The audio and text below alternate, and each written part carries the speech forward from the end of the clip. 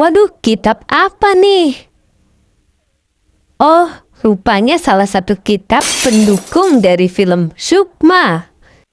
Yuk cari tahu mengenai film Sukma di Preskon Film Sukma. Dan tim yang kemarin sudah di Jogja, Solo dan Semarang, dari 1-2 studio kita tambah terus karena memang mereka itu penasaran. Dan saya juga menunggu dari kalian apakah memang senang atau tidak. Saya menunggu pertanyaannya juga. Pastinya kita membuat itu benar-benar dengan hati kita, dengan apa yang kita punya, keahliannya, dan mudah-mudahan juga kalian terhibur ya. Itu aja. Terima kasih. Pertama-tama saya juga pengen ngucapin big thank kepada Baim yang udah mempercayakan Arini ke saya. Dari awal memang si Baim ngomong gitu bahwa ini adalah peran yang susah loh, susah katanya gitu. Susah apa sih Im gitu. Karena bisa dibilang kalau film horor aku juga udah lumayan ada beberapa judul lah ya. Kalau dibilang sering nggak juga, tapi lately banyak kan horor. Terus Baim bilang hal pertama yang dia tanya ke saya adalah nggak makeup nggak apa-apa ya. Ih seneng banget. Seneng banget. Kenapa? Bisa tidur lebih lama. Karena biasanya kalau harus datang ke lokasi kan kita butuh, oke, misalkan harus persiapannya 1 jam sebelum, 1,5 jam sebelum. Kalau ini kayak setengah jam juga oke kayaknya ya. Karena kan nggak perlu makeup, nggak perlu hairdo. Jadi benar-benar malah diacak-acak, malah benar-benar tampil lebih lusuh dari aslinya. So tantangan satu itu di accept gitu kayak oke, siap gitu karena memang di film belum pernah sih tidak ada tidak ada makeup sama sekali. Itu aja udah seneng gitu bahwa ada satu challenge yang baru gitu. Terus kedua juga memang karakter Arini ini juga cukup kompleks gitu. Dan Baim saya percaya karena dia juga seorang aktor ya, jadi dia sangat-sangat nge-push saya untuk pokoknya lo harus beda gitu. Oke, siap gitu. And I fully give my 110% ke dia karena banyak orang mungkin yang bilang, emang Baim bisa ngedirect? Aku harus akui dia bisa banget gitu karena memang dia nge-push kita sebagai aktor. Jadi congratulations kalau film Sukma dibilang naik kelas dari Baim Wong itu aku harus setuju banget sih. So congrats Baim dan juga congrats untuk seluruh cast dan kru juga yang benar-benar kita tuh waktu syuting tuh kita merasakan energi yang luar biasa karena semuanya percaya bahwa kita pengen bikin film bagus gitu. Terlepas genrenya tetap horor, mungkin banyak orang yang berpikir kayak apa sih bedanya atau apa bagusnya, kan banyak juga film horor. Tapi menurut aku ini bisa dibilang sesuatu yang beda. Karena semuanya bekerja pakai hati, semuanya itu kasih 110 bahkan 1000% ke Baim bahwa dia adalah calon sutradara hebat nantinya. Kalau mungkin satu lagi terkait isu yang diangkat ini kan menarik banget ya dari sudut pandang perempuan dan hari ini mewakili banyak perempuan di Indonesia. Sebenarnya isu ini berawal dari mana juga aku nggak tahu ya gitu karena pendekatan kecantikan itu selalu dekat dengan harus muda. Cantik itu hanya dimiliki oleh kaum-kaum yang muda. Sedangkan yang udah berumur itu udah nggak dianggap, udah nggak cantik lagi. Jadi itu bisa dibilang menjadi satu fenomena yang membuat kita sebagai perempuan tuh kayak terperangkap dalam stigma pikiran yang kalau lo harus cantik ya di saat lo muda itu adalah prime kecantikan lo. Kalau dibilang iya bener, iya memang waktu muda semua orang cantik gitu. Tapi pada saat berumur juga sebenarnya juga nggak ada yang salah karena naturally kita akan menua, nggak ada yang abadi. Jadi ini nih sih menurut aku ya suatu fenomena yang isu yang menarik banget untuk diangkat bahwa kita kadang-kadang terjebak dari satu ilusi gitu bahwa perempuan harus cantik, harus muda selamanya, harus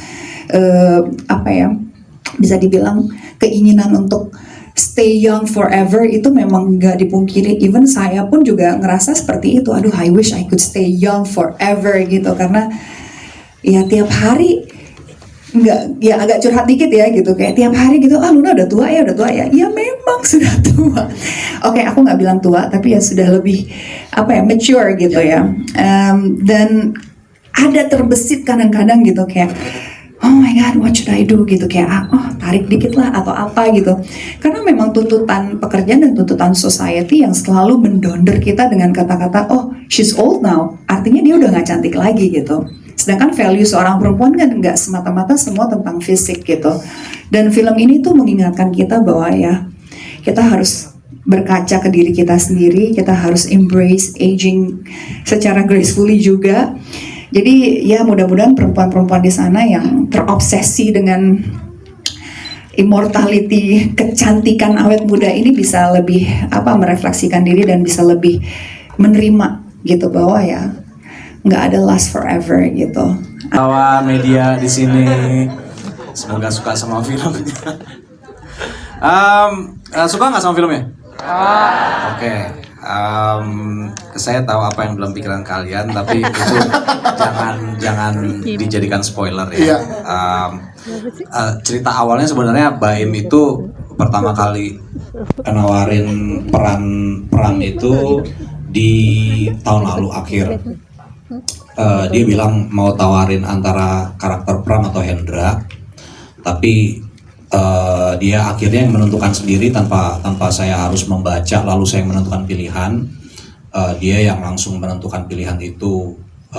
Pram jatuh ke tangan saya, tapi dia memang membutuhkan keberanian pemainnya untuk bisa menggali karakter Pram itu dengan sangat baik dan dalam dan bisa sampai gitu. Dan memang kadang-kadang di sinema itu ada beberapa ketinggalan background karakter yang harus dikejar dalam satu scene melalui adegan itu gitu loh gitu. Jadi memang itu tidak ada di skenario, tapi itu memang tampaknya ada di belakang kepala saya, tapi belum kepikiran jadinya akan seperti apa gitu. Lalu ketika adegan itu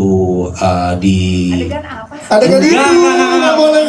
Pokoknya itu aja udah. Jangan pancing masuk-masuk ntar keceplosan. Ini bukannya udah nonton? Udah, tapi ada yang live TikTok, ada yang live Instagram. Oh berarti Indonesia aman dong. Aman. Masuk Bapak. Maksudnya aman tuh. Jadi iya, kita ramaikan lagi bioskop 11 September kita nonton film Sukma gitu kan maksudnya. Iya, nonton bisa nonton ke bioskop. Gitu. Ya. Masuk silakan Bu. Jadi sampai mana tuh? Adegan itu. Jadi iya. Sampai ada adegan itu yang sangat menantang. Gitu. Jadi ketika adegan itu hendak dimulai. Iya. Kami berdua menjalankannya sesuai dengan skenario, tapi ada sedikit penambahan-penambahan tanpa ada janjian gitu. Jadi akhirnya menjadi sesuatu yang menurut saya paling indah lah. Ya.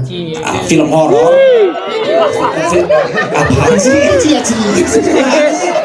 Kalau lo cie makin tahu. Gak apa-apa, penasaran. Makin penasaran. Yaudah. Oke. Akhirnya mungkin bisa dibilang ini menjadi film. Gue kan udah pernah main film horor ya. Tapi mungkin ini bisa dibilang film horor gue yang paling membanggakan. Riset sama tadi menjaga apa? Iya, menjaga kedalaman karakternya sepanjang. Oke. Jadi waktu saya ditawarin Baim untuk memerankan karakter yang mengidap skizofrenia, saya gugup karena ini challenge buat saya ya. Sebelumnya saya belum pernah dapat karakter yang punya gangguan mental, dan saya ke psikiater untuk konsultasi dan untuk belajar banyak tentang skizofrenia, dan ternyata yang menariknya adalah malah muncul simpati kepada orang-orang yang benar-benar mengidap skizofrenia, karena ini adalah kondisi di mana di luar kontrol mereka, bahwa memang ada yang tidak normal fungsi otaknya, dan dilemanya adalah kalau mereka harus minum obat supaya menjaga kondisinya itu tubuh mereka seperti nggak bisa beraktivitas gitu. Jadi dilema sekali, kalau tidak diobati bisa membahayakan dirinya dan membahayakan orang-orang sekelilingnya. Tapi kalau minum obat dia juga nggak bisa berfungsi normal juga, seperti semuanya bahasanya dikendorkan gitu. Aneh banget kendorkan. Setelah bagong kendor ya gitu. Nah, di sini sebenarnya yang menariknya adalah waktu Baim pertama kali nawarin, saya itu tidak anti film horor, tapi memang belum dapet skrip yang srek. Nah, waktu Baim nawarin tuh dia jelasinnya panjang lebar A B C D, ini bukan horor bro, ini bla bla bla bla bla bla bla. Terus saya cuma nanya, ini ada goibnya nggak? Ada, ya horor ini udah gitu. Ya mungkin dia pernah dengar kalau saya anti horor juga, yang itu nggak benar, jadi mungkin hati-hati. Ya. Cuma nggak apa-apa, aku masih mau baca kok gitu. Nah begitu saya baca ya saya tertarik karena karakternya challenging. Yes. Dan ceritanya ya dramanya kuat gitu. Jadi bukan hanya penampakan, jump scare, tapi punya nilai filosofis yang mendalam dan saya selalu berusaha mencari itu di film-film saya gitu. Punya nilai filosofis yang mendalam, yaitu tentang menolak takdir, tentang ambisi, tentang rasa takut yang berlebihan gitu. Dan itu akhirnya memutuskan saya untuk mau menerima film ini. Dan untuk menjaga karakternya, nah ini yang challenging karena skizofrenia ini kan bisa di tahap halusinasi ya. Dia sendiri yang melihat kalau ada penampakan, sedangkan orang lain nggak lihat, dan dia benar-benar yakin dia melihat itu. Dan itu bukan hantu gitu. Nah, jadi waktu itu awal-awal reading saya ngomong ke Baim, mungkin perlu ada satu beneran halusinasinya lewat deh gitu. Karena untuk membedakan mana yang halusinasinya Hendra, mana yang penampakan goibnya nih. Ya. Gitu. Nah, terus siapa? Ya lu aja. Atau siapa kayak gitu. Tapi kalau bisa aktor nih, jadi biar jualan gitu ya. Nah, terus udah gitu, tapi begitu masuk ke halusinasi yang penampakan goib, yang lebih challengingnya adalah saya ini bukan penakut. Jadi kalau saya masuk ke tempat yang tua, angker, sepi, imajinasi saya tuh nggak bermain, jadi saya nggak takut. Sedangkan kan rata-rata orang begitu masuk tempat gelap, kosong, imajinasi bermain seakan-akan ini tempat penuh setan gitu kan. Nah itu challenging buat saya karena jadinya saya harus melatih imajinasi saya untuk melihat sesuatu yang menakutkan, mengejutkan. Dan waktu saya bilang ke Baim, ternyata susah juga ya Im. Sarannya mengejutkan dari Baim. Makanya sering-sering main sinetron. Sinetron ada 2 tim. Aktor A di lokasi A, aktor lawan mainnya lokasi B. Jadi sering ngomong sama tembok. Makanya kita jago berimajinasi gitu. Terus kalau main sinetron kapan main filmnya gitu kan. Tapi itu yang menantang buat saya sih untuk bisa berakting, berimajinasi, tapi nanti begitu diedit itu menjadi kesatuan yang meyakinkan gitu. Yes, itu dia tepuk tangan untuk Mas Fedi Nurul. Kali ini berbanding dengan film sebelum nih, which was Lembayung. Lembayung was more mysterious, tapi Sukma lebih intense. Suasananya lebih intense, dan there's more drama to it. It's more like dark, mysterious, dan physically it was more intense for me karena aku diseret like sana sini and then tapi thank you. Tapi aku percaya sama Kak Baim karena like he always makes sure that all his actors on set are safe and always making sure that we are comfortable with like all the scenes that we do. So yeah. Kalau diajak lagi bekerja sama di next movie-nya sama Mas Baim, siap lagi ya, Ana? Mau. Terima kasih, Ana Jomli, thank you, Ana. Ini pertama kali aku bekerja sama dengan Kak Baim di Tiger Wang Entertainment, dan aku I was very happily surprised ya karena ini baru project keduanya Kak Baim di mana dia menjadi director, producer, and like kalau aku taruh diri aku in his shoes, ini baru film kedua aku menjadi director, gimana kayak nervousnya aku, kayak masih bingung banget and everything, gimana cara menjadi director dari yang sebelumnya hanya seorang aktor. Tapi aku ngelihat Kak Baim ini, dia dengan very confident dengan semua ide-idenya dia, yang sebenarnya semua kru yang mereka sudah jago dalam bidang mereka masing-masing pun juga ngerasa loh kok kayaknya ini banget ya, apa, you're so sure of yourself gitu loh, hebat juga lo gitu.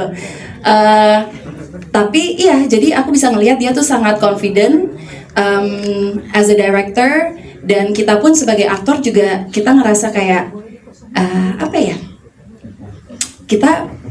we put our faith in him, we believe in him. Dia sebagai the leader of this project, dan dia itu bukan cuman apa sih mengarahkan saja, tapi kita ngerasa comfortable with him doing so gitu. Mau jadi aktor nggak ke depannya nanti? Diseriusin nanti nih untuk jadi aktor main film lagi? Main film, pengen main film lagi. Jadi siap Jakarta dan 11 September nanti tayang. Gimana perasaan Ibu melihat Mas Baim? Luar biasa. Saya sebagai ibu tiri bangga. Nah, Baim jujur saja ya, di dalam situasi, maaf ya ini ya, tapi terpaksa aku bilang yang tidak mudah pada saat proses pengambilan gambar film ini gitu ya. Jadi saya tidak bisa membayangkan beban yang ada di pundak Baim dalam situasi kehidupan pribadi itu, ngasuh anak 2, kadang-kadang ngedirect kita. Adegan saya sama Luna yang di rumah Ibu Sri itu, di rumah Sukma itu Baim tuh ngedirect sambil Keanu tidur di sini, dan nggak mau. Jadi kalau ada netizen itu memang suka rada-rada sok tahu.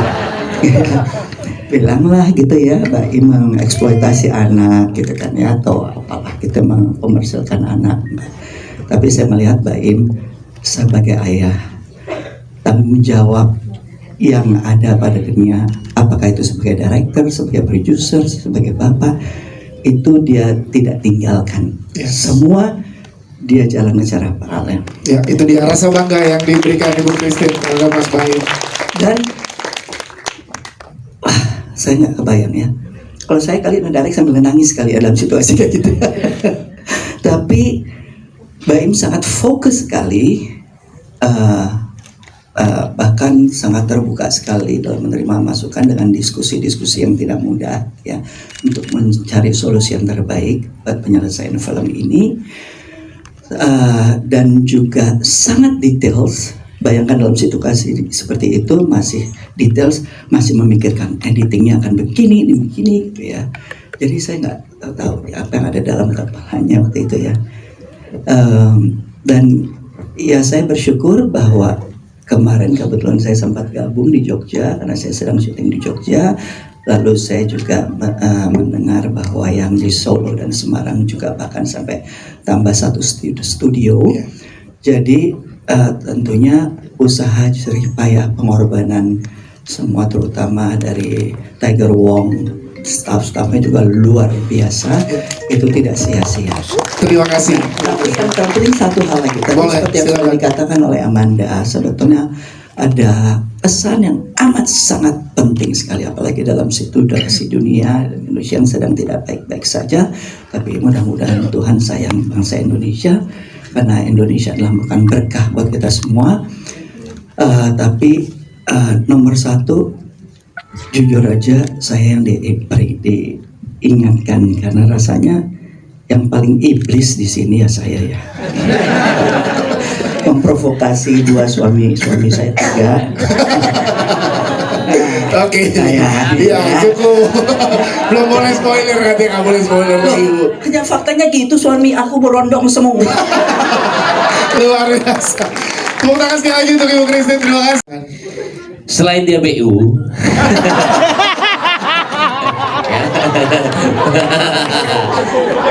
ya. Jadi Nggak apa-apa, jadi saya nggak kena pajak. teman-teman semua sih habisnya kita. Oke. Satu, karena saya itu aktor ya, paling seneng kalau misalkan kita sebagai aktor itu dikasih peran yang belum pernah dilakuin. Sebenarnya keberanian itu ada dari saya sebenarnya ya. Bisa atau enggak, dia capable atau enggak. Yang akhirnya cuma satu permasalahannya, dia mau main film horor atau enggak. Seneng banget. Saya tuh ini full aja, saya seneng banget. Ini berarti insya Allah ya, mudah-mudahan kepenasaran kalian untuk nonton film ini. Habis itu penantian panjang juga, karena kita juga ada film bagus, ada marketing yang bagus. Saya harus menggembor-gemborkan suara Sukma ini ke banyak orang. Ada film bagus Indonesia. Nah guys, jangan lupa tuh kata-kata Baimong. Jangan lupa nonton film Sukma. Saat tayang di bioskop. Yuk yuk yuk.